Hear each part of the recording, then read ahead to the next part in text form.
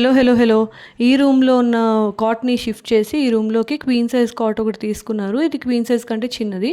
So అది remove చేసి ఇక్కడ తీసుకొచ్చి మళ్ళీ ఫిట్ చేశారు. ఇది కొత్త మంచంది ఒక పీస్ అండ్ ఇంకోటి ఇక్కడ తీసుకొస్తున్నారు.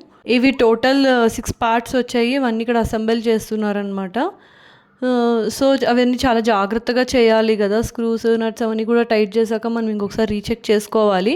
సో మనకేంటంటే మన రిక్వైర్మెంట్ని బట్టి కాట్ సైజ్ ఎలాగా క్వీనా కింగ్ సైజా అలాగా తీసుకుంటాము అండ్ స్టోరేజ్ ఇవన్నీ కూడా ఆలోచించి తీసుకుంటాం కదా. సో ఈ మంచం సెలెక్ట్ చేసుకున్నారనమాట. దీనికి స్టోరేజ్ కూడా ఇట్లా 2 డిఫరెంట్ టైప్స్లో వచ్చింది.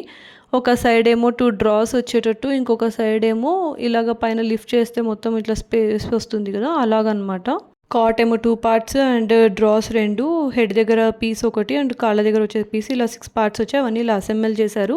లాంగ్ వీడియో క్లియర్గా నేను పోస్ట్ చేశాను, ఇక్కడ ట్యాగ్ చేస్తున్నా చూడండి.